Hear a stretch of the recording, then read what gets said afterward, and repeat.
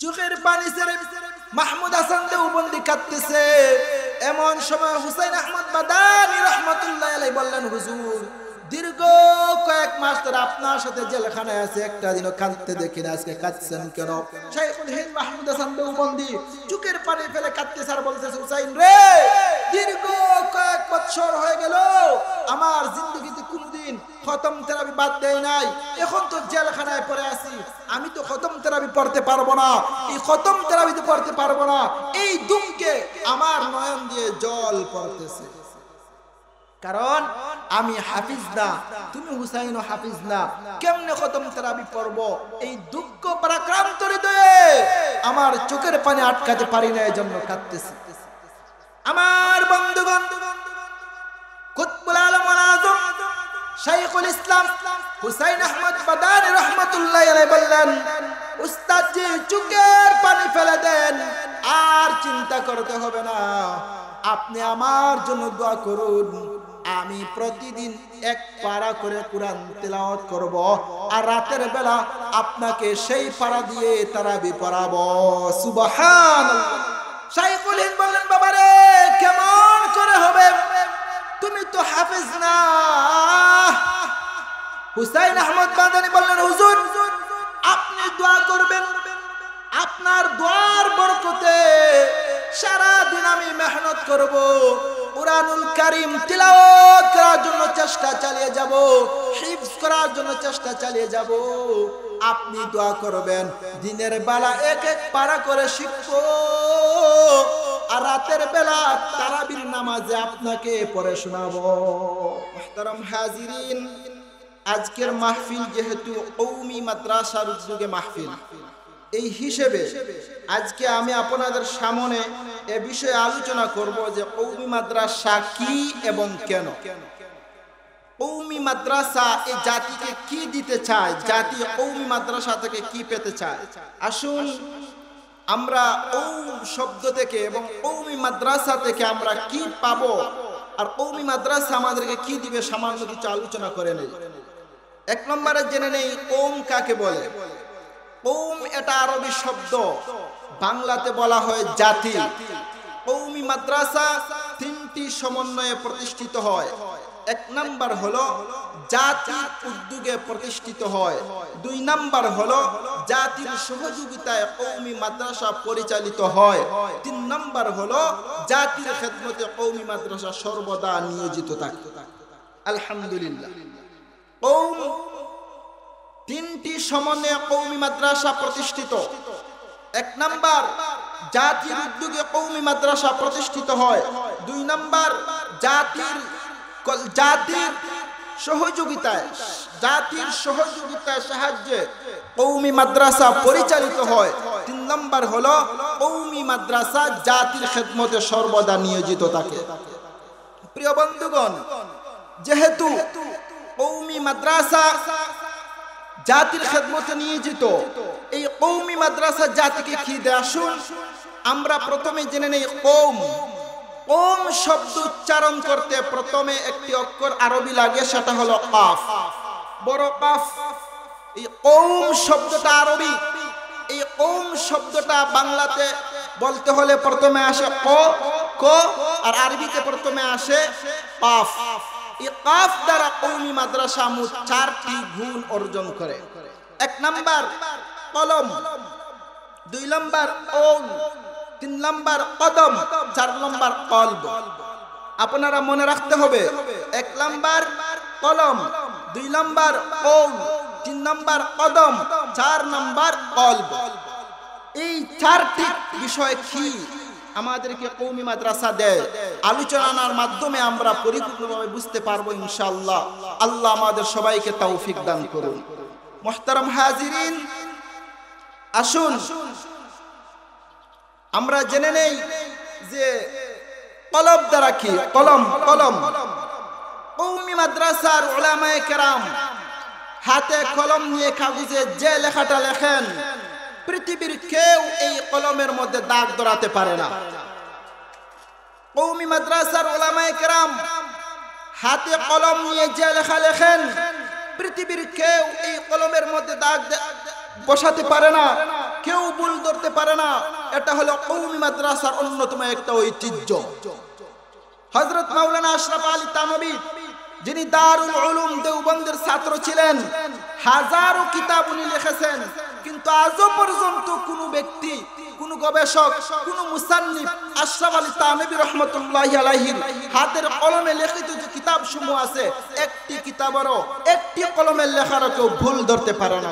এটা কওমি মাদ্রাসার একটা ঐতিহ্য। এটা কওমি মাদ্রাসার কাফ থেকে যে কলম উচ্চারণ হয়, এই কলমের পূর্ণাঙ্গতা পায় একমাত্র মাদারিসে কওমিয়ার মধ্যে। এই কওমি মাদ্রাসার মধ্যে থেকে অন্যতম একটি মাদ্রাসা আপনাদের এই মদিনাতুল উলুম মাদ্রাসা, কওমি মাদ্রাসা। এই কওমি মাদ্রাসায় 2 নম্বর আমি বলেছিলাম, 1 নম্বর বলেছি কলম, 2 নম্বরে কওল। কওল এর অর্থ হলো কথা বলা, মনের ভাব আবিষ্কার করা, মনের ভাব প্রকাশ করাকে কথা বলে। বাংলাতে বলে কথা, আরবিতে বলে কওল। এবার আসুন, এই কওমি মাদ্রাসায় পড়ার পরে, কওমি মাদ্রাসায় লেখাপড়া করে আমাদের সমাজে, আমাদের দেশে যে সমস্ত কওমি উলামায়ে কেরাম তৈরি হয়, ওরা মাঠে ময়দানে যেভাবে কথা বলেন, অন্য কোন প্রতিষ্ঠানের কেউ এরকম কথা বলতে পারে না। আপনারা ইতিহাস খুঁজে দেখুন, মুনাজির ইসলাম হযরত মাওলানা নুরুল ইসলাম ওলিপুরি সাহেব দামাত বরকাতুহুম কওমি মাদ্রাসার তৈরি একজন সন্তান, একজন আলেমে দ্বীন। বাংলাদেশ সহ গোটা বিশ্বের আনাচে কানাচে যিনি তাফসীর করে বেড়ান কওলের মাধ্যমে, কথার মাধ্যমে, এমন নজির, এমন দৃশ্য কওমি মাদ্রাসা ব্যতীত অন্য কোন প্রতিষ্ঠান আজও পর্যন্ত দেখাতে পারে না। হযরত মাওলানা নুরুল ইসলাম ওলিপুরি সহ বর্তমানে আরো যারা আছেন, যারা কথার মাধ্যমে দ্বীনি খিদমতের আঞ্জাম দিচ্ছেন, হযরত মাওলানা মুফতি রাজাউল করিম আবরার সাহেব বিগত হয়েছিলেন, হাফিজ মাওলানা জুবাইর আহমদ আনসারী সাহেব রাহিমাহুল্লাহ সহ বহু উলামায়ে ইসলাম, উলামায়ে কেরাম, উলামায়ে হাক্কানি, উলামায়ে দেওবন্দি, উলামায়ে কওমি এই দুনিয়ায় বিরাজমান ছিলেন, এখনো আছেন, কিয়ামত পর্যন্ত থাকবেন, যারা কথার মাধ্যমে, ভাষার মাধ্যমে গোটা জাতির মধ্যে দ্বীনি খিদমতের আঞ্জাম দিবেন। এই কওমি মাদ্রাসা দিয়ে কি হয় আমি আপনাদেরকে বলতেছিলাম, ওম শব্দ উচ্চারণ করতে আরবি 3টি অক্ষর লাগে, কাফ ওয়াও মিম, তার মধ্যে প্রথম অক্ষর হলো কাফ। এই কাফ দ্বারা আমি 4টি কথা আপনাদেরকে বলেছিলাম। 1 নম্বর কলম, 2 নম্বর কওল, 3 নম্বর বলেছিলাম কদম। এটাও তো কাফ দিয়ে হয়। জি, এই কদম যেটাকে বলা হয়, আমরা বলি যে পা, হাঁটাকে বলি কদম, মানে এগিয়ে যাওয়া, এক জায়গা থেকে উঠে অন্য জায়গায় যাওয়া, এই পার সাহায্যে যেতে হয়। এই কদম অর্থাৎ অতিক্রম করা, অতিক্রমের মাধ্যমে, পায়ের মেহনতের মাধ্যমে মাদারিস কওমিয়া গোটা পৃথিবীতে অন্য মাদারিস থেকে এগিয়ে আছে। যেমন দাওয়াতে তাবলীগ, দাওয়াতে তাবলীগের মেহনত এমন ভাবে প্রচার প্রসারিত হয়েছে, গোটা পৃথিবীতে এমন কোন দেশ নাই, এমন কোন অঞ্চল নাই যেখানে দাওয়াতে তাবলীগের মেহনত পৌঁছে নাই। এই দাওয়াতে তাবলীগের মেহনত, কদমওয়ালা মেহনত, পায়ে হেঁটে নিজের ব্যয় করে যে মেহনত, এগুলো মাদারিসে কওমিয়া থেকে উৎপন্ন হয়েছে। আপনাদের এই মাদ্রাসা মদিনাতুল উলুম বালকাবুল মাদ্রাসা, কওমি মাদ্রাসা, এই কওমি মাদ্রাসা কি এবং কেন, এই কওমি মাদ্রাসার ঐতিহ্য কি, এ নিয়ে সামান্য কিছু আলোচনা আপনাদের সামনে করতেছিলাম। 3 নম্বর বলতেছিলাম কদম। হে আমার জাতি, লক্ষ্য করুন, এই কদম দ্বারা গোটা দুনিয়াতে দাওয়াতে তাবলীগের মেহনতে ইসলামী যে প্রসার প্রচারণা বিস্তৃত হচ্ছে, খিদমতের আঞ্জাম যেভাবে হচ্ছে, পৃথিবীতে আর কোন প্রতিষ্ঠানের মাধ্যমে এরকম খিদমত হচ্ছে না, এর নজির নাই। 4 নম্বর বলেছিলাম কলব। কওমি মাদ্রাসায় লেখাপড়া করে, কওমি মাদ্রাসায় উস্তাদের সান্নিধ্যের মধ্যে বসে ছাত্ররা এবং কওমি মাদ্রাসার সাথে তাআল্লুক রাখনেওয়ালা মুরব্বিয়ানে কেরাম, যুবক মায়েরা এমন কলব তৈরি করে যা পৃথিবীতে অন্য কোথাও গেলে এমন কলবওয়ালা মানুষ পাওয়া যায় না। যেমন হযরত মাওলানা আশরাফ আলী থানভী রাহমাতুল্লাহি আলাইহি, যাকে হাকিমুল উম্মত বলা হয়, এই উম্মাহের ডাক্তার যাকে বলা হয়। যেমন হযরত মাওলানা আব্দুল করিম শাইখে কৌরিয়া রাহমাতুল্লাহি আলাইহি, যিনি কুতুবুল আলম ওয়াল আযম শাইখুল ইসলাম হুসাইন আহমদ মাদানী রাহমাতুল্লাহি আলাইহির খলিফা ছিলেন। আপনাদের সুনামগঞ্জের সূর্য সন্তান হযরত মাওলানা আমিন উদ্দিন শাইখে কাতিয়া, হযরত মাওলানা আব্দুল হক মদফুন মাদানী রাহিমাহুল্লাহ, হযরত মাওলানা আব্দুল হান্নান শাইখে পাগলা রাহমাতুল্লাহি আলাইহি, এই এই সমস্ত বুজুর্গানে কেরাম কওমি মাদ্রাসায় লেখাপড়া করে কওমি মাদ্রাসার মেহনতের বরকতে এমন কলব তাদের তৈরি হয়েছিল যে কলবের মধ্যে শুধু আল্লাহর মহব্বত রাসূলের মহব্বত বিরাজমান ছিল, দুনিয়াবি কোনো ইশক জজবা তাদের মধ্যে ছিল না। আপনারা অবশ্যই চিনেন এবং শুনে থাকবেন হযরত মাওলানা আব্দুল হান্নান শাইখে পাগলা রাহমাতুল্লাহি আলাইহি কেমন কলবওয়ালা ব্যক্তি ছিলেন। উনি অত্যন্ত গরিব মানুষ ছিলেন, গোর দরজা একবারে এলোমেলো ছিল। উনাকে এক ব্যক্তি এসে বলল, উনার এক মুরিদ বলল, হুজুর আমি আপনাকে এই ঘরটাকে সুন্দর করে সাজিয়ে দেই, আপনি যাতে কিছুদিন এই ঘরের মধ্যে দুনিয়াতে থাকাকালীন অবস্থায় একটু আরাম করতে পারেন। হযরত মাওলানা আব্দুল হান্নান শাইখে পাগলা রাহিমাহুল্লাহ বলেছিলেন, আরে ভাই আমার ঘর দরজার ভালাই কোনো প্রয়োজন নাই, আমার ঘর দরজার কোনো প্রয়োজন নেই, আমার মাদ্রাসার ছাত্ররা ওযু করে একটা পাকা গাটের প্রয়োজন, তুমি সেই গাটটাকে পাকা করে দাও। দেখেন তাদের কলব কেমন ছিল, তাদের কলবের মধ্যে ছিল শুধু অন্যের বালাই, তাদের কলবের মধ্যে ছিল শুধু আল্লাহর রাজামন্দি, তাদের কলবের মধ্যে ছিল শুধু রাসূলের তরিকা, রাসূলের মুহাব্বত। প্রিয় বন্ধুগণ, মুহতারাম হাজিরিন, হে আমার জাতি লক্ষ্য করুন, মাদারিসে কওমিয়া গোটা জাতিকে এমন বার্তা দেয় যা অন্য কোনো প্রতিষ্ঠান থেকে এমন বার্তা কখনো আশা করা যায় না। তাই আসুন এই মাদারিসে কওমিয়া কলমের মাধ্যমে যেভাবে প্রতিবাদ করে, বাতিলের প্রতিবাদ করতেছে, হকের পক্ষে আওয়াজ দিতেছে, ঠিক তদ্রুপভাবে কওলের মাধ্যমে, কথার মাধ্যমে গোটা দুনিয়াতে ইসলামের প্রচার প্রসারের মধ্যে ছিল, আছে এবং কিয়ামত পর্যন্ত থাকবে ইনশাআল্লাহ। দেখেন যখনই বাতিলের আগমন হয়েছে তখনই হকের আওয়াজ নিয়ে উলামায়ে দেওবন্দ ছিলেন। বাতিল যখন ফেরাউনের রূপ ধারণ করে এসেছিল, হক মুসা আলাইহিস সালাতু ওয়াস সালামের রূপ ধারণ করে এসেছে। বাতিল যখন নমরুদের রূপ ধারণ করে এসেছিল, হক ইব্রাহিম আলাইহিস সালাতু ওয়াস সালামের রূপ ধারণ করে এসেছে। বাতিল যখন আবু জাহেল, আবু লাহাব, উতবা, শাইবার রূপ ধারণ করে এসেছে, হক মুহাম্মদ রাসূলুল্লাহ সাল্লাল্লাহু আলাইহি সাল্লামের রূপ ধারণ করে এসেছে। বাতিল যখন মুসাইলামাতুল কাজ্জাবের রূপ ধারণ করে এসেছে, হক আবু বকর সিদ্দিক রাদিয়াল্লাহু তাআলা আনহু রূপ ধারণ করে এসেছে। প্রিয় হাজিরিন, বাতিল যখন গৌর গোবিন্দ রূপ ধারণ করে এসেছে, হক শাহজালাল মুজাদ্দিদ ইয়ামানি রূপ ধারণ করে এসেছে। বাতিল যখন ইংরেজদের রূপ ধারণ করে এসেছে, হক উলামায়ে দেওবন্দ রূপ ধারণ করে এসেছে। বাতিল যখন মির্জা গোলাম আহমদ বিদ্যানবুদ দাবিদারি এই কুলাঙ্গার রূপ ধারণ করে এসেছে, হক শাহ আতাউল্লাহ বুখারী রূপ ধারণ করে এসেছে।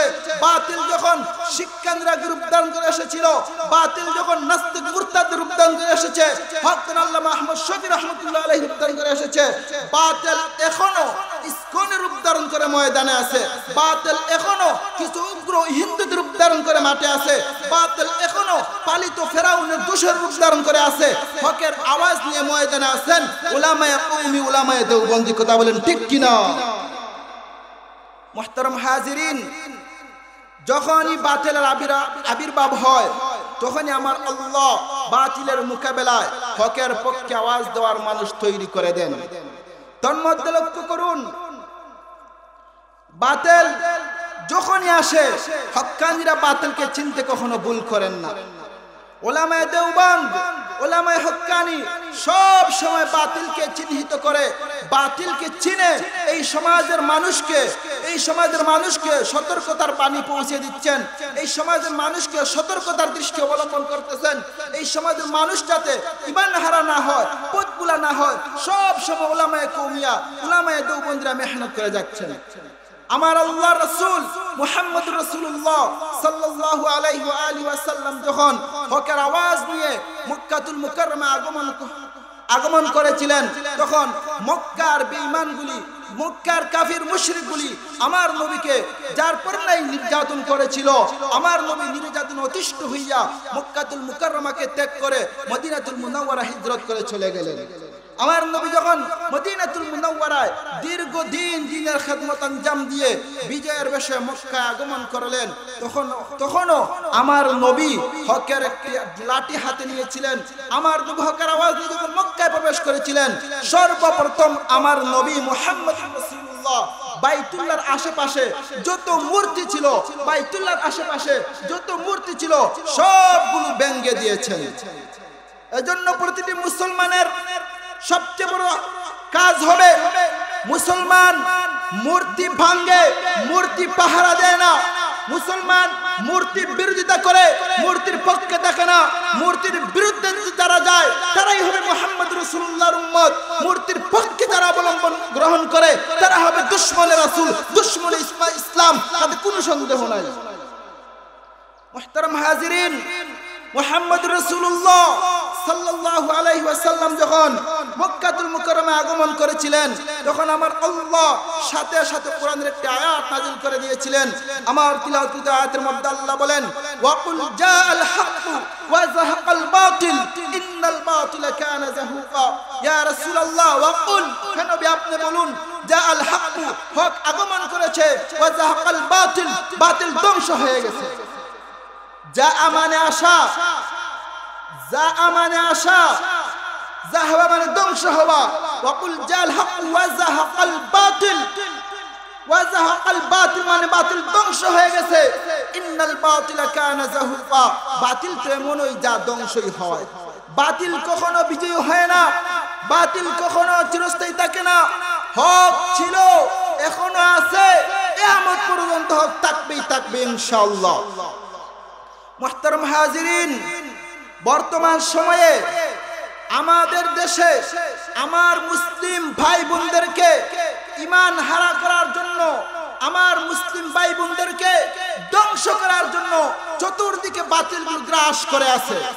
হে আমার জাতি, এই মদিনাতুল উলুম কওমি মাদ্রাসার উদ্যোগের মাহফিলে আমি আপনাদেরকে সতর্ক করে যাই, বাতিল যেভাবে আমাদেরকে ধ্বংস করার ফিকির করুক না কেন, উলামায়ে দেওবান, উলামায়ে হক্কানি সব সময় জাতিকে পথ ভোলা মানুষকে পথের দিশা দিয়েছেন।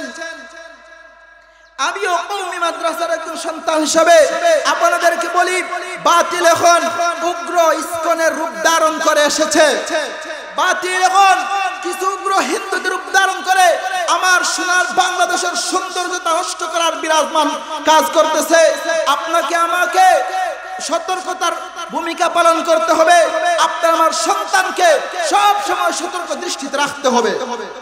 এই যে ইসকনের গোষ্ঠী বের হয়েছে, আরেকটা কথা বলে রাখি, আশেপাশে বহু হিন্দু আছে, আমি জানি আশেপাশে বহু হিন্দু আছে, অনেক হিন্দুরা আমাকে মহব্বত করে।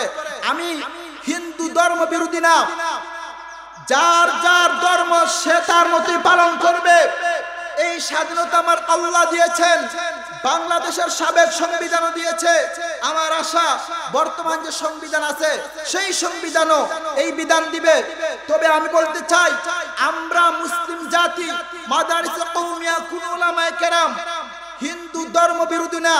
হিন্দুরা ছিল, এখন আছে, যতদিন তারা থাকবে কোনো বাধা আপত্তি নেই। তারা ওই দেশের নাগরিক, তারাও ব্রিটিশ খাতা আন্দোলনে কিছুটা হলেও ছিল, এদের স্বাধীনতার পিছনে হিন্দুরাও ছিল, তাদের অবদান আমরা স্বীকার করি। তারা তাদের মতো থাকবে, তবে কোনো উগ্রতা ইসকনের মতো কুলাঙ্গাদের জায়গা বাংলার জমিনে হবে না ইনশাআল্লাহ। হে আমার জাতি, লক্ষ্য করুন, ইসকন জনগোষ্ঠী উগ্র হিন্দুরা যে মিশন চালাচ্ছে, তার মধ্যে টপ ফিরতি মিশন হলো আপনার আমার মা বোনদের ইজ্জতকে লুণ্ঠন করা।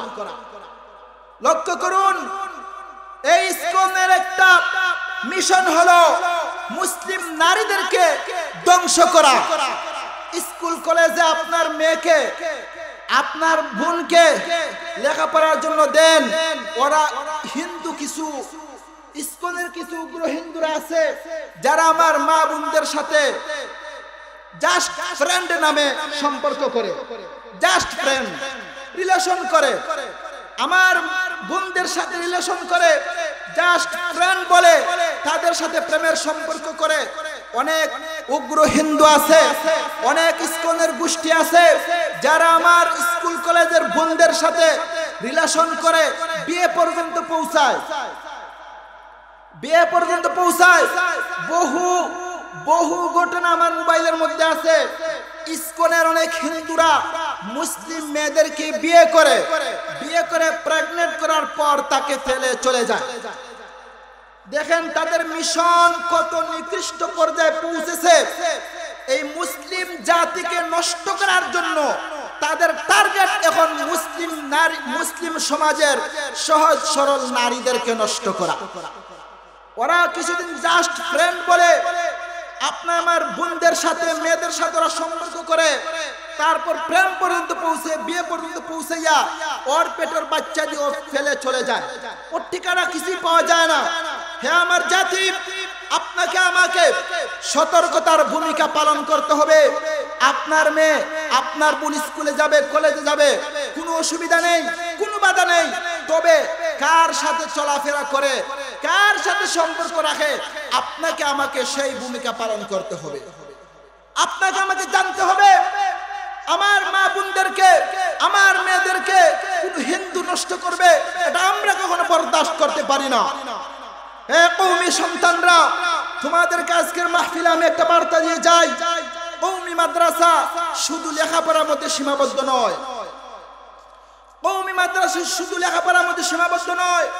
কওমি মাদ্রাসা একটা আন্দোলনের নাম, কওমি মাদ্রাসা একটা সংগ্রামের নাম। কওমি মাদ্রাসা থেকে যেভাবে ইলমে ওয়াহি, ইলমে নূর বের হবে, ঠিক তদ্রুপভাবে কওমি মাদ্রাসা থেকে ঈমানে সহিহ বের হবে, সহিহ ঈমান ওয়ালা বের হবে। শুধু আমাদের কাজ ধর্ম নিয়ে নয়, আমাদের কাজ হবে জাতিকে নিয়ে। আমার জাতিকে কেউ ধ্বংস করা পায়তারা করবে, আমার জাতিকে কেউ নষ্ট করার চিন্তা ফিকির করবে, আমার জাতিকে কেউ অসম্মান করার চিন্তা ফিকির করবে, এমন দুঃসাহস যদি কেউ দেখায়, কওমি মাদ্রাসার কোন উলামায়ে কেরাম, কোন ছাত্র জনতা তা বিশ্বাস করে না। কওমি মাদ্রাসার কোন উলামায়ে কেরাম, কোন ছাত্র জনতা কখনো তা মেনে নিতে পারে না। আপনার আমার প্রতিজ্ঞা হবে, আপনার আমার বোন, আপনার আমার মেয়ে স্কুলে যাবে, কড়া নজর রাখবো কোন ইসকনের সদস্য, কোন হিন্দুরা যাতে আমাদের সন্তানদের সাথে, আমাদের সন্তানদের প্রতি কোন খারাপ নজর না দিতে পারে। আমরা এখন কেউ মসজিদ নিয়ে মগ্ন, কেউ মাদ্রাসা নিয়ে মগ্ন, এতটুকু যথেষ্ট নয়। আমাদেরকে সোচ্চার হতে হবে। আমাদের ইজ্জতকে রক্ষা করতে হলে শুধু জায়নামাজ কিনলে হবে না, এখন জায়নামাজের সাথে প্রয়োজনীয় অস্ত্র কিনতে হবে। হে আমার জাতি, আগেকার এক সময় ছিল স্কুল, কলেজ, ইউনিভার্সিটিতে আমাদের মেয়েরা পড়তো, ছেলেরা পড়তো, প্রেম হতো, রিলেশন হতো মুসলমান মুসলমানের সাথে। ধর্ম একটা দেওয়াল ছিল, ধর্ম একটা দেওয়াল পর্দা ছিল। কোন মুসলিম নারী হিন্দু ছেলের সাথে প্রেম করতো না, কোন মুসলিম ছেলে হিন্দু মেয়ের সাথে প্রেম করতো না, কোন হিন্দু ছেলেও মুসলিম মেয়ের সাথে প্রেম করতো না। ধর্ম একটা বাধা ছিল। কিন্তু বর্তমান সময়ে মুসলিম জাতিকে নষ্ট করার জন্য, মুসলিম জাতিকে দুর্বল করার জন্য, মুসলিম জাতিকে হেনস্থা করার জন্য ধর্মের একটা বাধা ছিল, এটাও ওরা বাদ দিয়ে দিয়েছে।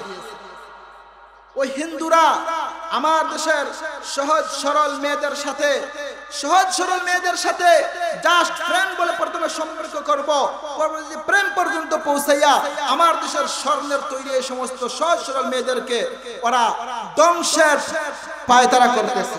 হে আমার জাতি, আপনাদের কাছে অনুরোধ থাকবে, আপনার মেয়ে, আপনার বোন স্কুল কলেজে যাবে, সতর্ক দৃষ্টি আমাদেরকে রাখতে হবে, কঠিন ভূমিকা রাখতে হবে। কোন হিস্কুনের সদস্যদের সাথে যাতে আমার মা বোনদের সাথে, আমার মেয়েদের সাথে কোনো সম্পর্ক না হয়, কোন হিন্দুদের সাথে যাতে আমাদের কারো সম্পর্ক না হয়, এই দৃষ্টিতে আপনাকে আমাকে সতর্কতার ভূমিকা পালন করতে হবে। মুহতারাম হাজিরিন, আপনাকে আমাকে ঈমান রক্ষা করতে হলে সব বাতিলের মোকাবেলা করতে হবে। বাতিল আসবে, এক এক রূপ ধারণ করে বাতিল আসবে। সব বাতিলের মোকাবেলা করে আমাদেরকে সামনে এগিয়ে যেতে হবে। আমাদেরকে সব সময় হকের পক্ষে থাকতে হবে, হকের কথা বলতে হবে। মুহতারাম হাজিরিন, যদি আমরা হকের পয়গাম বাদ দিয়ে দেই, হকের দাওয়াত যদি আমরা বাদ দিয়ে দেই, তাহলে আমরা হারিয়ে যাব, আমরা কখনো এগিয়ে যেতে পারবো না। মুসলিম জাতিকে হেফাজত করতে হলে, মুসলিম জাতিকে রক্ষা করতে হলে সব সময় আমাদের সবাইকে সতর্কতার ভূমিকা পালন করতে হবে।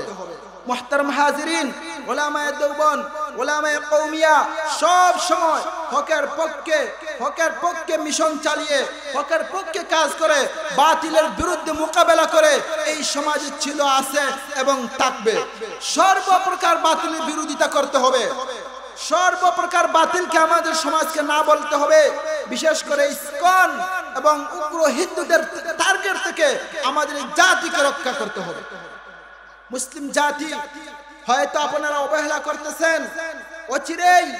অচিরে আমাদের দেশে এমন উস্কানিমূলক কাজ চলতেছে, আমার এই শান্ত সুন্দর দেশটাকে ধ্বংস করার জন্য কিছু উগ্রতা, কিছু শয়তান পালিত ফেরাউনের পক্ষে মিশন চালাইতেছে। দেখেন যে সরকার, বিগত সরকার যে ছিল, জননেত্রী হযরত শেখ হাসিনা রহমতুল্লাহি তাআলা আলাইহি, আমি ওনার জন্য দোয়া করি উনি যাতে আমাদের দেশে ফিরে আসেন। উনি একটানা 17 বছরের প্রধানমন্ত্রী, বাংলাদেশের ইতিহাসে এত লম্বা কেউ ছিল না, তিনিই ছিলেন। উনি আসুন। উনি কি করেছেন জানেন? উনি ট্যাক্সের টাকা দিয়ে ইসকন নামক কুলাঙ্গার সংগঠনকে লালিত পালিত করেছেন। উনি বিগত সরকার থাকাকালীন সময়ে বাংলাদেশের শত শত ওলামায়ে কেরাম, হাজারো ওলামায়ে কেরামকে আয়নাগর নামক এক রাষ্ট্রীয় মেহমানখানায় রেখেছেন। বহু ওলামায়ে কেরামকে রিমান্ডে নিয়েছেন, জেলখানায় রেখেছেন। তখনও এই আওয়ামী লীগের পক্ষ থেকে একজন নেতা কোন ওলামায়ে কেরামের পক্ষে কথা বলে নাই। কিন্তু দেখুন, তন্ময় নামে এক ইসকন শয়তান, ইসকন এক শয়তান গ্রেফতার হয়েছে। তন্ময় প্রভু নাকি চিন্ময় প্রভু নামে এক শয়তান, উগ্র সংগঠন ইসকনের, তাকে যখন গ্রেফতার করা হয়, আমার দেশের সাবেক প্রধানমন্ত্রী শেখ হাসিনার দরদ পড়তেছে। উনি বিজ্ঞপ্তি একের পর এক দিচ্ছেন তার পক্ষে। হে আমার জাতি, এই দেশের দুশমন যারা ইসলামের বিপক্ষে কাজ করে, তারা বাংলাদেশের বিপক্ষে কাজ করে। কারণ বাংলাদেশ হলো ইসলামের জন্য উর্বর ভূমি, উর্বর মাটি। এই মাটিতে শুয়ে আছেন শাহজালাল মুজাররদি ইয়ামনি রহমতুল্লাহি আলাইহি, শাহপরান ইয়ামনি, 360 আউলিয়া, অসংখ্য খুলাফায়ে মাদানী এই জমিনে শুয়ে আছেন। এটা ইসলামের জন্য উর্বর মাটি, মুসলমানের জন্য উর্বর মাটি। এই মুসলিম দেশে অসংখ্য উলামায়ে কেরামকে গ্রেফতার করা হয়েছে। আমাদের কুরআনের পাখি যাকে বলা হয় মাওলানা দিলওয়ার হোসেন সাইদি সাহেবকে দীর্ঘ 1 যুগ জেলখানায় বন্দী করে রাখা হয়েছে। এছাড়া শত শত উলামায়ে কেরামকে ফাঁসির কাস্টে ঝুলিয়ে দেওয়া হয়েছে। একজন হিন্দুকেও আমার উলামায়ে কেরামের পক্ষে কথা বলতে শুনি নাই। একজন চিন্ময় প্রভুকে কোন একজন উলামার পক্ষে বিবৃতি দিতে দেখি নাই। কিন্তু আফসোসের বিষয় হলো আজকে চিন্ময় নামক সন্ত্রাসী গ্রেফতার করা হয়েছে, বহু মুসলমানও তার পক্ষে পুষ্ট করছে। এটা আমাদের জন্য দুঃখের বিষয়। হে আমার জাতি, আমাদেরকে সতর্কতার ভূমিকা পালন করতে হবে। আমার দেশে মুসলিম নাম দিয়েও বহু সংগঠন আছে ইসকনের কাজ চালাইতেছে। বহু সংগঠন আছে ভারতের সেবা দাসের পায়তারা করতেছে। বহু সংগঠন আছে এখনো পালিত ফেরাউনকে আবার ফিরিয়ে আনার জন্য মিশন চালাইতেছে। আপনাকে আমাকে সতর্কতার দৃষ্টি সব দিকে রাখতে হবে। আমার জাতি যাতে ধ্বংস না হয়, সোনার বাংলা, শান্ত সুষ্ঠু বাংলাদেশ যাতে কখনো ধ্বংস না হয়, সেই ফিকির নিয়ে আমাকে আপনাকে কাজ করতে হবে। সে কাজ কি হবে? 1 নম্বর কাজ হলো মাদারিসে কওমিয়ার সাথে তাআল্লুক রাখা। মাদারিসে কওমিয়ার সাথে তাআল্লুক রাখলে কি হবে? আপনার আমার হেফাজত করা সহজ হবে। মাদারিসে কওমিয়ার সাথে সম্পর্ক রাখলে কি হবে? আপনার আমার ঈমানকে হেফাজত করা সহজ হবে। মাদারিসে কওমিয়ার সাথে সম্পর্ক রাখলে কি হবে? এই দেশকে স্বাধীনতা যারা করেছে তাদের সম্মান এবং দেশের স্বাধীনতা রক্ষার যে মিশন রয়েছে সেগুলো মাদারিসে কওমিয়ার মধ্যে পাওয়া যাবে। আমরা অনেকেই মনে করি দেশ স্বাধীন হয়ে গেছে। আসেন কওমি মাদ্রাসার দরসে এসে বসে দেখুন, এখনো অনেক ক্ষেত্র এমন রয়েছে যে ইতিহাসগুলো পড়লে মনে হয় বাংলাদেশ এখনো স্বাধীন হয় নাই। এখন আমরা ইংরেজদের গোলামি করতেছি। অনেক মিশন এভাবে আছে, বলার সময় নেই, না হয় বলতে পারতাম। অনেক মিশন আছে আমরা এখনো স্বাধীন হয়েছি এটা বলি, কিন্তু এখন আমরা স্বাধীনতার গন্ধও পাই নাই। সেই স্বাধীনতার ঘ্রাণ যদি পেতে হয়, স্বাধীনতার স্বাদ যদি আপনাকে আমাকে আস্বাদন করতে হয়, গ্রহণ করতে হয়, মাদারিসে কওমিয়ার সাথে তাআল্লুক ছাড়া, মাদারিসে কওমিয়ার সাথে সম্পর্ক ছাড়া সেটা কখনো সম্ভব নয়। মুসলমান ভাইরা আমার, জাস্টিস মুফতি আল্লামা তাকি উসমানী দামাত বারকাতুহু আলিয়া বলেন, আফ্রিকার জঙ্গলে আমি গিয়েছিলাম, সেখানে গিয়ে একটি মসজিদ পাইলাম, খুব সুন্দর একটি মসজিদ নির্মিত। আমি ওই মসজিদে নামাজ পড়লাম। ওই মসজিদের ইমামের সাথে মুসাফা করলাম, সাক্ষাৎ করলাম। ইমাম সাহেবকে জিজ্ঞাসা করলাম, ও ইমাম, এত সুন্দর কেরাতে নামাজ পড়াইছো, এই শিক্ষা, এই কেরাতের শিক্ষা প্রশিক্ষণ কোথায় থেকে গ্রহণ করছো? মুফতি তাকি উসমানী বলেন, আমি যখন ইমাম সাহেবকে প্রশ্ন করলাম, ইমাম প্রশ্নের উত্তরে জবাব দেন, ও মুফতি সাহেব, আমি হলাম দারুল উলুম দেওবন্দের সন্তান। দেখতেছেন, আফ্রিকার জঙ্গলেও দারুল উলুম দেওবন্দ কওমি মাদ্রাসার সন্তানরা খেদমত করতেছে। পৃথিবীর শেষ প্রান্তে আমাদের রাহবার মাওলানা তারিক জামিল সাহেব গিয়েছিলেন। সেখানে গিয়েও বিশাল উলামায়ে কেরামের একটি জামাত পেলেন। সাক্ষাৎ করে জিজ্ঞাসা করলেন, আপনারা যে আলেম হয়েছেন, এগুলো মাদারিস কোথায়, কোন শিক্ষা প্রতিষ্ঠান থেকে আপনারা শিক্ষা পেয়েছেন? অসংখ্য উলামায়ে কেরাম বলেছে, হুজুর, আমরা উলামায়ে দেওবন্দ উলামায়ে কেরাম। আমাদের খেদমত, কওমি মাদ্রাসার খেদমত গোটা পৃথিবীর আনাচে কানাচে গিয়ে পৌঁছেছে। আপনাকে আমাকে আল্লাহ পাক এত সুন্দর মদিনাতুল উলুম পালকাপন মাদ্রাসা দান করেছেন। এই মাদ্রাসা অত্র এলাকাবাসীর জন্য বিশাল বড় একটা রহমত। এই মাদ্রাসা ঈমান, ইসলাম, সহিহ আমল রক্ষার ক্যান্টনমেন্ট। এই মাদ্রাসার উলামায়ে কেরাম ঈমান রক্ষার পাহারাদার। এই মাদ্রাসার তালেবে আজিজ ঈমান রক্ষার সেনাবাহিনী। তাদেরকে আমরা যদি মহব্বত করি, আল্লাহ আমাদেরকে মহব্বত করবেন। তাদেরকে যদি আমরা মেহমানদারি করি, আল্লাহ আমাদের সবাইকে জান্নাতে মেহমানদারি করাবে। কারণ উলামায়ে কেরাম হলেন ঈমান এবং ইসলামের পাহারাদার। হে আমার জাতি, মনে রাখতে হবে, যে বাড়িতে সম্পদ আছে ওই বাড়িতে চোরের নজর পড়ে। যে বাড়িতে সোনা থাকে, টাকা থাকে, ওই বাড়ির দিকেই ডাকাতের নজর পড়ে। যে বাড়িতে সোনা নাই, যে বাড়িতে সম্পদ নাই, ওই বাড়িতে চোরের নজর পড়ে না। হে আমার জাতি, যে বাড়িতে টাকা থাকে, সম্পদ থাকে, চোরের নজরও সেই বাড়ির দিকে থাকে। যদি তাদের টাকা এবং সম্পদকে হেফাজত করতে হয়, যেমন টাকা এবং সম্পদ হেফাজতের জন্য পাহারাদার দরকার, ঠিক তদ্রূপভাবে আপনার আমার ঈমান আছে।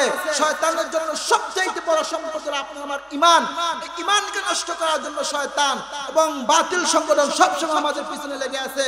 আপনার আমার দৌলতি ঈমানকে যদি হেফাজত করতে হয়, আপনার আমার জন্য উচিত ঈমান পাহারাদার উলামায়ে কেরামের সাথে তাআল্লুক রাখা। যে বাড়িতে ধন সম্পদ আছে, ওই বাড়িতে যেমন ধন সম্পদ হেফাজতের জন্য পাহারাদার প্রয়োজন, যে বাড়িতে ধন সম্পদ নাই, ওই বাড়ির ধন সম্পদ হেফাজতের জন্য কোনো পাহারাদার প্রয়োজন নাই। হে মুসলিম জাতি, তুমি আমি ঈমান পেয়েছি, এই ঈমানকে রক্ষা করার জন্য পাহারাদার উলামায়ে কেরামের প্রয়োজন। যদি ঈমানকে রক্ষা করার জন্য কোনো উলামায়ে কেরামকে আমরা না রাখি, তাহলে উগ্র ইস্কন, উগ্র হিন্দুরা আপনার আমার ঈমানকে নষ্ট করে দিবে। মুশরিক যারা আছে, ইহুদি যারা আছে, সূরা মায়েদার মধ্যে আছে, আয়াতটা আমার এখন স্মরণ হচ্ছে না। আমার আল্লাহ বলেছেন, মুসলমানদের জন্য সবচেয়ে বড় দুশমন হলো ইহুদি এবং মুশরিক। মুশরিক কারা? যারা আল্লাহর সাথে অন্যকে শরীক করে, যারা মূর্তি উপাসনা করে, যারা পূজা মণ্ডপে গিয়ে মূর্তির সামনে সেজদা দেয়, তারা হলো মুশরিক।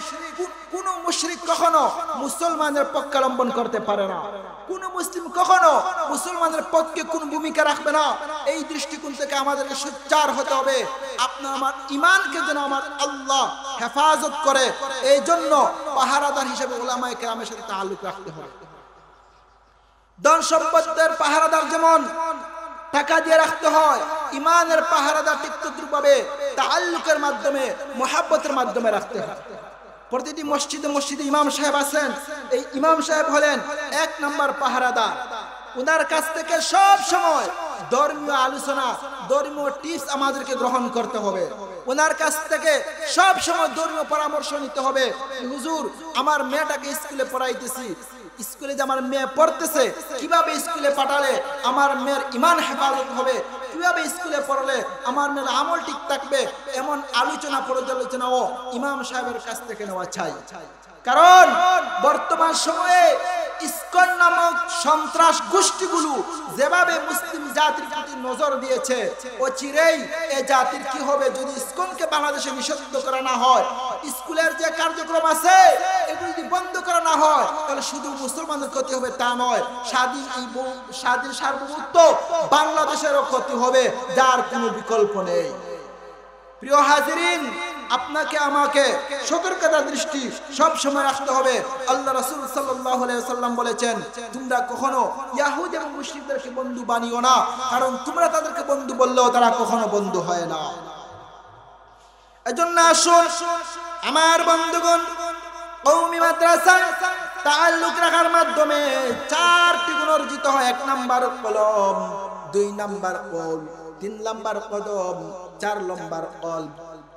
কওমি মাদ্রাসায় লেখাপড়ার মাধ্যমে, উস্তাদের সাথে তাআল্লুকের মাধ্যমে, হক্কানি উলামায়ে কেরামের সাথে, পীর মাশায়েখদের সাথে তাআল্লুক রাখার মাধ্যমে যে কলব তৈরি হয়, যে কথার বাচন ভঙ্গি তৈরি হয়, যা অন্য কোথাও কখনো পাওয়া যায় না। হযরত মাওলানা আশরাফ আলী থানভী রাহমাতুল্লাহি আলাইহিকে তার খাদেম একবার জিজ্ঞাসা করল, হুজুর দীর্ঘ কয়েক বছর আপনার খেদমত করলাম, আজও পর্যন্ত কোনো একটা কারামতি দেখলাম না। আশরাফ আলী থানভী রাহমাতুল্লাহি আলাইহি বলেন, বাবারে তুমি যতদিন ধরে আমার খেদমত করতেছো, আমার খেদমতে রয়েছো, এমন কোন দিন কি দেখছো কোন একটা কাজ রাসূলের সুন্নাত বিরোধী করেছি? রাসূলের তরিকার ভিতরে পড়ে না, রাসূলের আদর্শের ভিতরে পড়ে না, রাসূলের সুন্নাতের ভিতরে পড়ে না, এমন কোন কাজ কি কখনো করেছি তোমার দৃষ্টিতে পড়েছে? ওই খাদিম বলল, হুজুর না, দীর্ঘ কয়েক বছর আপনার খেদমতে ছিলাম, ও থানভী সাহেব আজ পর্যন্ত রাসূলের তরিকা ভিন্ন কোন একটা কাজ আমার নজরে পড়ে নাই।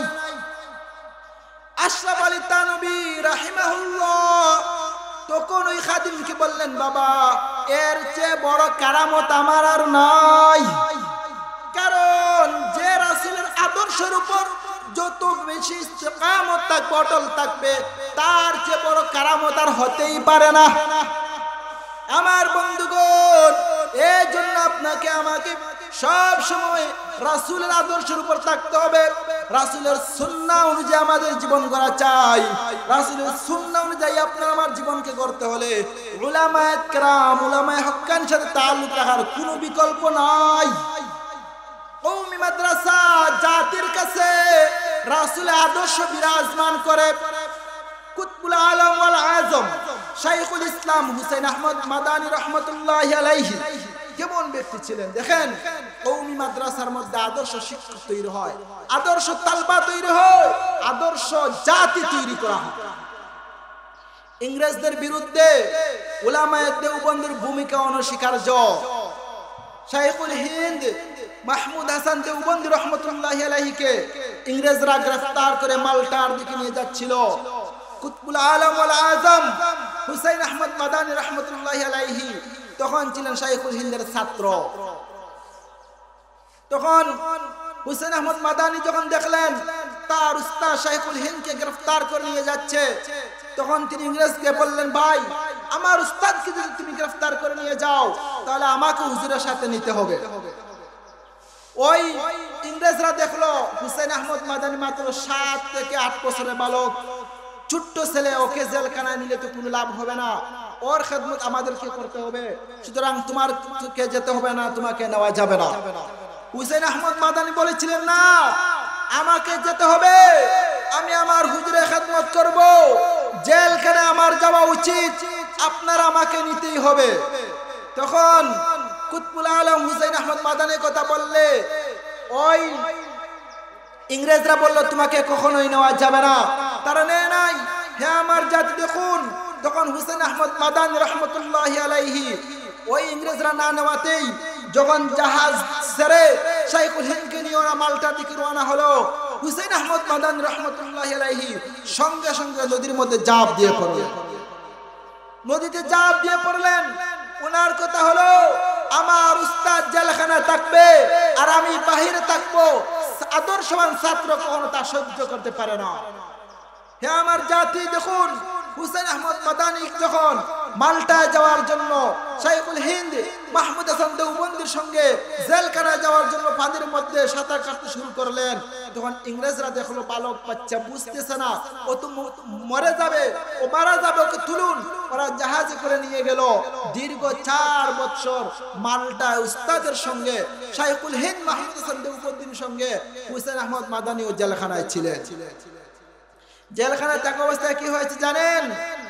যখন রমজান মাস আসলো, রমজান দেখেন কওমি মাদ্রাসায় উস্তাদের সান্নিধ্যের মধ্যে থাকলে কেমন কল্প তৈরি হয়, কেমন গুণ তৈরি হয়।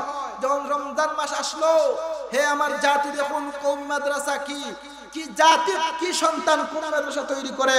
যখন রমজান মাস আসলো, শাইখুল হিন্দ মাহমুদ হাসান দেওবন্দি চোখের পানি ছেড়ে কান্না আরম্ভ করলেন। চোখের পানি ছেড়ে মাহমুদ হাসান দেওবন্দি কাঁদতেছে। এমন সময় হুসাইন আহমদ মাদানী রাহমাতুল্লাহ আলাইহি বললেন, হুজুর দীর্ঘ কয়েক মাস ধরে আপনার সাথে জেলখানায় আছে, একটা দিনও কাঁদতে দেখি না, আজকে কাঁদছেন কেন? শাইখুল হিন্দ মাহমুদ হাসান দেওবন্দি বলেন, বাবা তোমাকে বলে তো কোনো লাভ হবে না, বলার কোনো প্রয়োজন নেই। হুসাইন আহমদ মাদানী বলেন, হুজুর আপনার সাথে জেলখানায় আছি, থাকবো, একটু বলেন দেখি কোন সাহায্য করা যায় কি না। তখন শাইখুল হিন্দ মাহমুদ হাসান দেওবন্দি বললেন, বাবা রে, আমার জিন্দেগিতে কোনোদিন খতমে তারাবি বাদ দেই নাই। সুবহানাল্লাহ। প্রিয় হাজিরিন, বহু এলাকা আছে এমন যে গ্রাম বড়, মহল্লা বড়, সমাজ বড়, পঞ্চায়েত বড়, কিন্তু তারাবির খতম হয় না, সূরা তারাবি পড়া হয় না। এটা আমাদের মানদেকে, এটা আমাদের অলসতা। এরকম করলে হবে না। হে আমার জাতি, রমজান মাস কুরআন নাজিলের মাস। এ মাসে যে যত বেশি কোরআন তেলাওয়াত করবেন তার তত বেশি মাকাম বুলন্দ হবে। আল্লাহ রাসূল বলেন, রমজানুল মুবারকে একবার যদি কেউ একটা ফরজ বিধান আমল করে, তা অন্য মাসের তুলনায় 70টা ফরজ সমতুল্য সওয়াব দেওয়া হয়। রমজান মাসে যদি কেউ কুরআনুল কারীমের একটা খতম করে, অন্য মাসের তুলনায় 70 খতম কোরআনের সওয়াব দেওয়া হয়। এজন্য আপনাদের খেদমতে অনুরোধ থাকবে, আপনাদের এলাকা সহ আশপাশে যত এলাকা আছে আপনারা চেষ্টা করবেন প্রতি রমজান অন্তত পক্ষে খতম তারাবি যেন হয়, তারাবির নামাজ যেন খতম কোরআন দিয়ে হয়, সে চেষ্টা করবেন। শাইখুল হিন্দ মাহমুদ হাসান দেওবন্দি চোখের পানি ফেলে কাঁদতেছে আর বলতেছে, হুসাইন রে, দীর্ঘ কয়েক বছর হয়ে গেল আমার জিন্দেগিতে কোনদিন খতম তারাবি বাদ দেয় নাই। এখন তো জেলখানায় পড়ে আছি, আমি তো খতম তারাবি পড়তে পারবো না, এই খতম তারাবি তো পড়তে পারবো না। এই দুমকে আমার নয়ন দিয়ে জল পড়তেছে, কারণ আমি হাফিজ না, তুমি হুসাইনও হাফিজ না, কেমনে খতম তারাবি পড়ব? এই দুঃখ পরাক্রান্ত হৃদয়ে আমার চোখের পানি আটকাতে পারি না, এজন্য কাঁদতেছি। আমার বন্ধুগণ, কুতুবুল আলম ওয়াল আযম শাইখুল ইসলাম হুসাইন আহমদ মাদানী রাহমাতুল্লাহি আলাইহি বললেন, উস্তাদ জি চোখের পানি ফেলে দেন, আর চিন্তা করতে হবে না, আপনি আমার জন্য দোয়া করুন। আমি প্রতিদিন 1 পারা করে কোরআন তেলাওয়াত করব, আর রাতের বেলা আপনাকে সেই পারা দিয়ে তারাবি পড়াবো। সুবহানাল্লাহ। শাইখুল হিন্দ বললেন, বাবা রে, কেমন করে হবে, তুমি তো হাফেজ না। হুসাইন আহমদ মাদানী বললেন, হুজুর আপনি দোয়া করবেন, আপনার দোয়ার বরকতে সারা দিন আমি মেহনত করব, কুরআনুল কারীম তিলাওয়াত করার জন্য চেষ্টা চালিয়ে যাব, হিফজ করার জন্য চেষ্টা চালিয়ে যাব। আপনি দোয়া করবেন, দিনের বেলা 1 পারা করে শিখবো, আর রাতের বেলা তারাবির নামাজে আপনাকে পড়ে শোনাবো। কওমি মাদ্রাসার তৈরিকৃত সন্তান, কেমন উস্তাদ কওমি মাদ্রাসা তৈরি করেছে দেখুন। এই মদিনাতুল উলুম কওমি মাদ্রাসা, এই মাদ্রাসা থেকে আমাদের কেমন সন্তান তৈরি হওয়া চাই। হে আমার জাতি, শুধু কাগজে কলমে লেখাপড়ার মধ্যে কওমি মাদ্রাসার খেদমত সীমাবদ্ধ নয়। কওমি মাদ্রাসার দাওয়াতে তাবলীগের পিছনে মেহনত করবে, কওমি মাদ্রাসা ওয়াজের ময়দানে মেহনত করবে, কওমি মাদ্রাসা রাষ্ট্র গঠনের ক্ষেত্রে মেহনত করবে, কওমি মাদ্রাসা শুধু মসজিদ এবং মাদ্রাসার মধ্যে সীমাবদ্ধ নয়, রাষ্ট্রীয় সংসদেও কওমি মাদ্রাসা আমাদের চাওয়া উচিত।